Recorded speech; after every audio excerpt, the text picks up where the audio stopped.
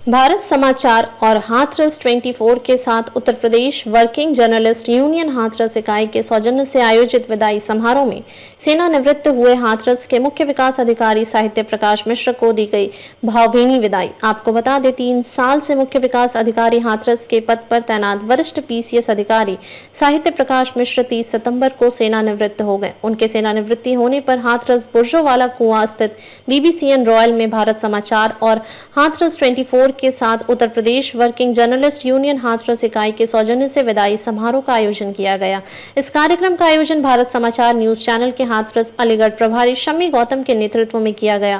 विदाई समारोह में जिले के पुलिस कप्तान निपुण अग्रवाल, संतोष त्रिपाठी, जल निगम एसई बलराज सिंह, पीढ़ी हाथरस आर.के. कुरील मुख्य रूप उपस्थित रहे। विदाई समारोह कार्यक्रम में पत्रकारों के साथ अधिवक्ता, समाज सेवी, व्यापारी गण और कवि मौजूद रहे। बारी बारी से सभी लोगों ने सेवानिवृत्त हुए साहित्य प्रकाश मिश्र को बुके और प्रतीक चिन्ह भेंट करके भावभीनी विदाई दी। साथ ही साथ सीडीओ साहित्य प्रकाश मिश्रा जी हमारे बड़े भाई 1000 से अधिक दिनों के इनके कार्यकाल में लगभग 350 दिनों से ज्यादा इनसे हर 2-3 दिन में मेरी इनसे मुलाकात होती थी और इनकी 2-2 घंटे हर बिंदु पर मेरी इनसे बात होती थी।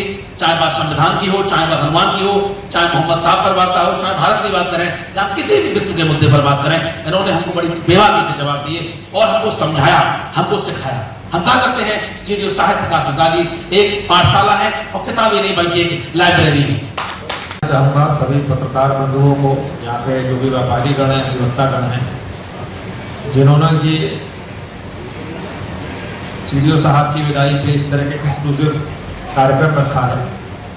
बहुत ही कम जनपदों में ऐसा देखा जाता है कि जब अधिकारी की सी विदाई होती है तो पत्रकार बंधु उनके लिए विदाई सत्र को रखते हैं, क्योंकि अमूमन देखा जाता है कि पत्रकार और जो पुलिस प्रशासन होता है उनका जो नेचर और जॉब रहता है वो एंटी रहता है। बहुत सारी चीजों में हमसे अपेक्षा करते हैं कि बाइट दी जाए, हम नहीं देते हैं।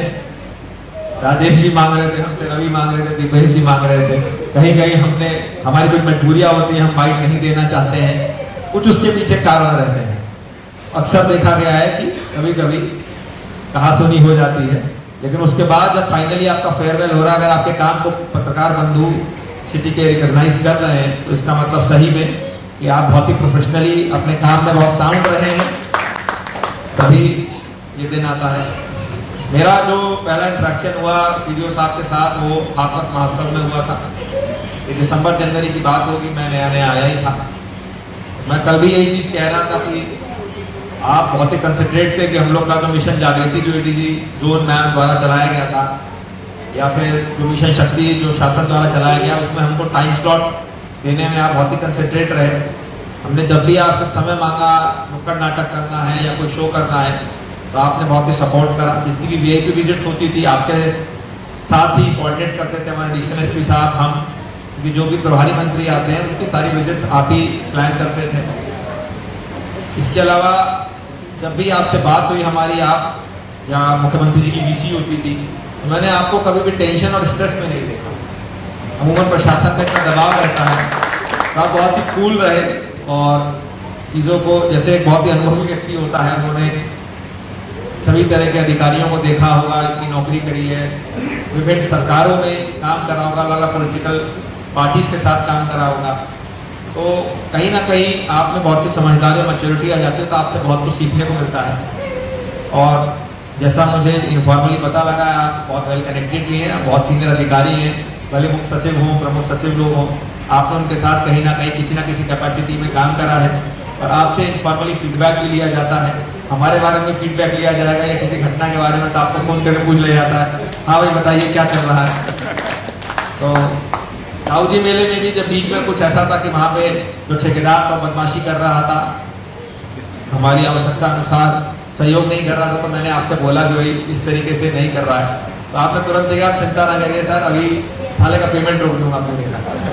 तो फिर हमको फायदा हुआ, तुरंत ही हमारे मन मुताबिक वहाँ पे काम भी हुआ। तो मुझे बताया गया आपको रिटायरमेंट के बाद बहुत जगह ऑफर्स भी दिए गए हैं, ज्वाइनिंग के ऑफर्स दिए गए हैं, कुछ पॉलिटिकल पर्सनैलिटी है वो भी ऑफर कर रहे हैं साथ में जुड़ने के लिए, प्राइवेट सेक्टर में भी जा सकते हैं, आपके बच्चे भी वेल सेटल्ड हैं। मैं कल मिला था, मुझे एक बेटा इनका है जो मेडिसिन की प्रैक्टिस कर रहा है, पीजी की तैयारी कर रहा है, और इनकी डॉटर है वो सुप्रीम कोर्ट में लॉयर है, एडवोकेट है। ये मेरे ही जनपद में, मेरा जो गृह जनपद है लखनऊ, वहीं पे आप रिटायर होने के बाद वहाँ पे रह रहे हैं। मैं आशा करता हूँ जब भी आपसे जाऊँगा आपसे हमारी मुलाकात होती रहेगी। और अपने आप को स्वस्थ रखें, व्यस्त रखें, मस्त रहें और कभी भी हमारी आवश्यकता हमको बताएं। धन्यवाद। करते हुए अपनी बात, सबसे पहले तो सभी भाई और उनकी पूरी टीम को जो यहाँ है जिसने आयोजन किया उनको बहुत बहुत साधुवाद, धन्यवाद। दूसरा, हमारे सम्मुख बैठे हुए यहाँ के पत्रकार बंधु, छायाकार बंधु, हमारे कवि को तो साथी कहता, कवि मित्र, हमारे उद्योग जगत से जुड़े हुए लोग, प्यारे प्यारे बच्चे और राजनीति से जुड़े हुए गुड्डू भाई और सम्मानित मंच हमारे परम सम्मानित एसपी साहब, पीडी साहब, मेरे साहब, एक्सीएल सिंचाई। एक बहुत लंबा दौर होता है किसी काम करने का। पहला एक स्टेज होती है कि पढ़ाई करनी है बचपन से, फिर एक दिशा आदमी खोजता है अपने लिए, तो कोई नौकरी की दिशा खोजा हो पाया, कोई व्यापार में गया तो व्यापार में गया, कोई पत्रकारिता में गया, कोई खेल में गया, कोई खेती किसानी में गया, और साहित्यकार जो है दोनों में गए, व्यापार भी किए और रचना भी किए, चाहे शिक्षण के कार्य किए चाहे व्यापार किए। क्योंकि आप देखेंगे जैसा कि प्रसाद जी को उनको सुगनी साहू का नाम था और वो तम्बाकू बेचते थे, वो वहाँ कितने बड़े रचनाकार थे, सबको मालूम, किसी बताने की आवश्यकता नहीं। दूसरी बात ये है कि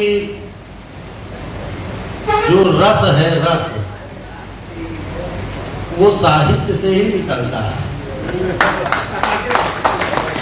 और जब रस विहीन हो जाता है कोई व्यक्ति तो ठूठा हो जाता है, तो जलाने काम आता है। तो जरूरी है कि अपने जीवन में रस को बनाए रखें।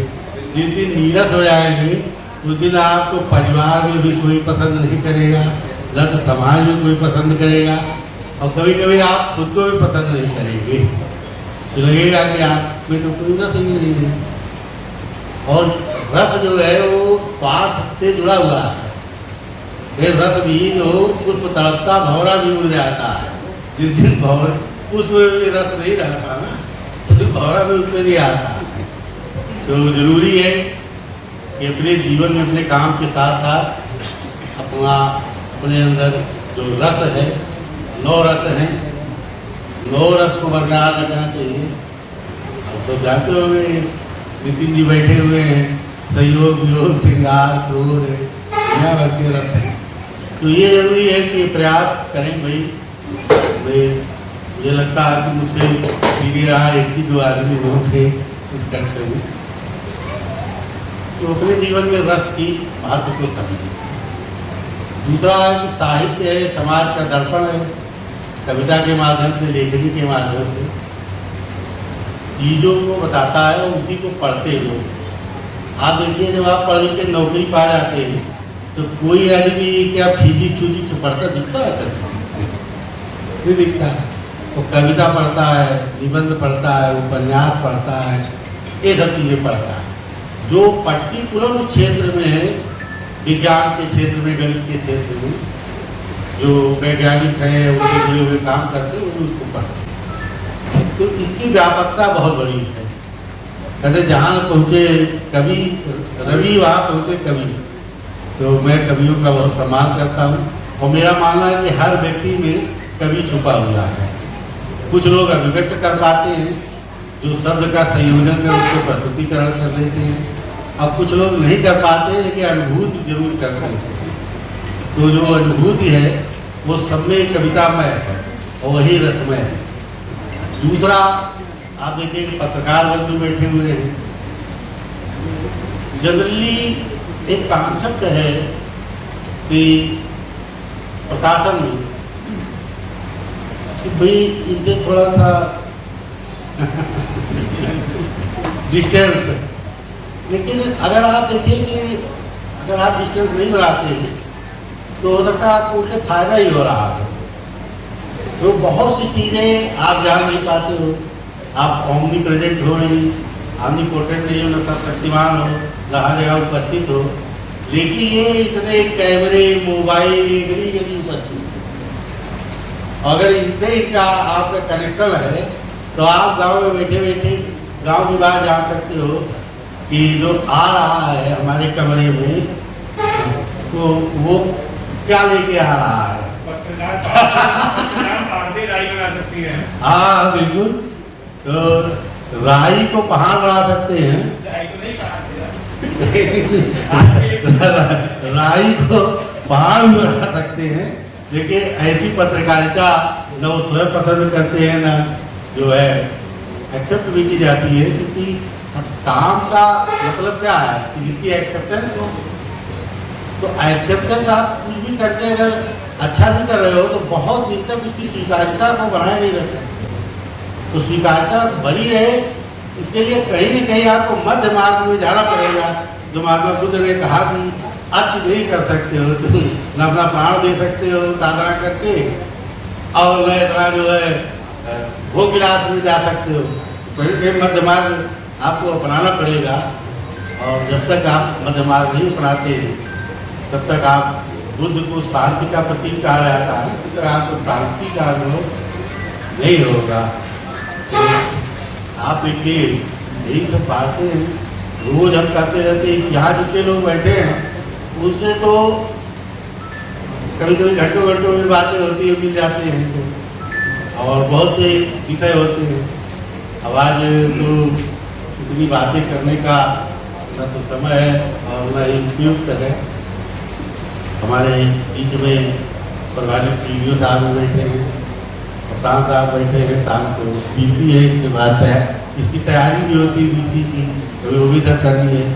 तो मैं आप लोगों का पुनः बहुत बहुत धन्यवाद और आभार व्यक्त करते हुए अपनी बात समाप्त करता हूँ।